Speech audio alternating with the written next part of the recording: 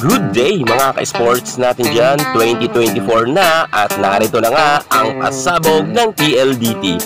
Matapos nga silang malagasan ng tatlong mga malalakas na volleyball players, ngayon naman meron naman sa kanilang mga papasok. Matapos nga mag-exit ni Mean Mendrez kasama si Michelle Morente at si Angie Ligacion, eto naman mga ka-sports natin dyan, agad naman silang pinalitan ng mga bagong recruit ng PLDT na kung saan isa rin sa masasabi natin na galing sila sa malakas na team.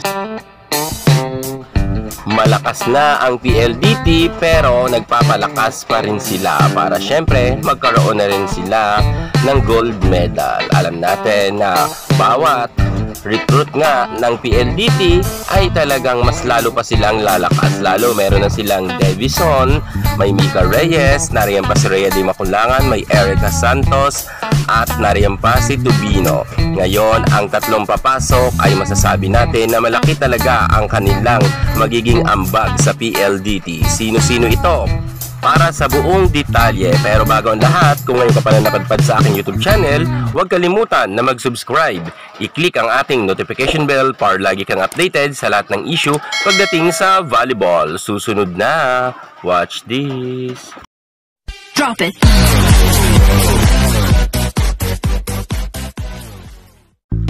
2023 nang na-disband ang F2 Logistics at nagkahiwa-hiwalay na nga sila sapagkat nga sa pagpasok ng 2024 ay kanya-kanya na sila ngayon lipatan sa iba't ibang mga team. Hindi na nga magkakasama ngayon ang F2 Logistics players, bagamat meron pa rin naman sa kanilang mga magkakasama kahit pa paano, pero yung buong F2 Logistics ay talagang nabuhag na talaga siya at nasa iba't ibang team na nga sila. Matapos si Ivy Laxina nga nasa Next Lead Chameleons na, dito naman tayo sa PLDT, ang ating pinaka-update kung sino-sino ang mga papasok dito from F2 Logistics nga. Unahin na natin dyan ang magaling at very talented na si Majoy Baron. Si Baron mga ka-sports natin dyan ay dito nga siya lalanding sa PLDT kung saan mga ka-sports ay makakasama niya nga ang kanyang dating ka-teammates na si Mika Reyes, ang kapitana nga ng PLDT.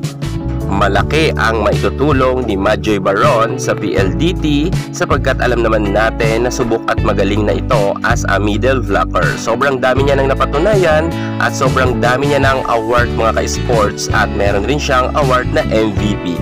At higit sa lahat, meron na nga siyang Best Middle Blocker Award sa international, hindi lang isang beses kundi 2 beses. At narito naman mga ka-sports, puntahan naman natin ang isa pa sa makakasama nga ng ating Majoy Baron from F2 Logistics pa rin, walang iba kundi ang magaling rin na si Kim Kiana D.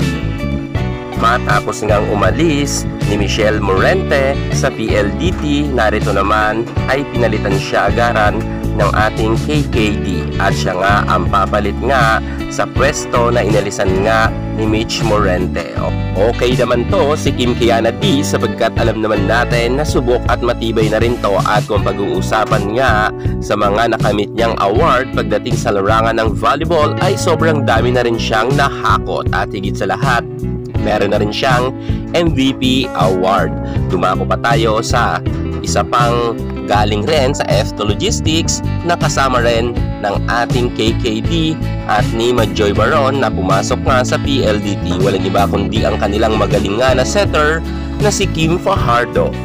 Matapos ngang umalis si Angie Ligacion sa PLDT, narito naman ay mabilis naman na parang kidlat na pumalit sa kanya itong si Kim Fajardo. Matatandaan nga natin na veteranang setter din itong si Ligacion, subalit alam rin natin at hindi natin maikakaila na isa rin si Kim Fajardo sa mga magagaling na setter, kung kaya siguro napalitan niya si Angie Ligacion. Sa ngayon, itong si Angie Ligacion naman ay lilipat, may balita nga sa Farm Fresh Foxes at ito naman si Kim Kiana D, narito na nga, ina nga siya at welcome na welcome sa PLDT.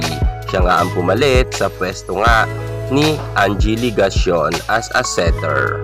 So, sobrang lupit na talaga ng mga setters ng PLDT sapagkat dalawa na ang kanilang veterana na setter. Nariyan na nga si Rhea Di Maculangan at narito pa si Kim Fajardo.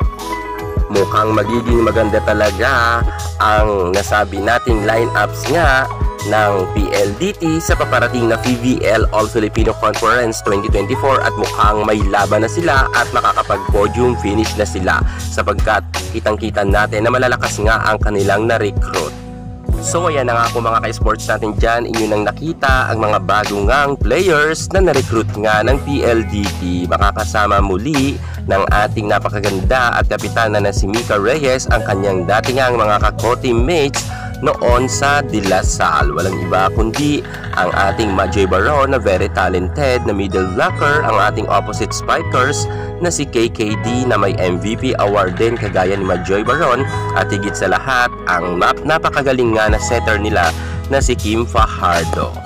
Dahil nga nakilala na ninyo ang mga malalakas na bagong recruit ng PLDT, good luck na lang sa kanilang ang paparating na laban sa PBL All Filipino Conference. Sa tingin nyo mga ka-sports natin dyan, kaya na ba nila makapag-podium finish? Dahil nga marami silang mga malalakas na bagong recruit. Comment naman kayo sa baba. At syempre, abangan nyo ang ating pinaka-latest at update nga sa mga laban nila pagdating sa loob ng court sapagkat madalas tayong magva-vlog at i-update ko kayo. Yan muna ang pinaka-latest natin sa mundo ng volleyball. Thank you so much. God bless.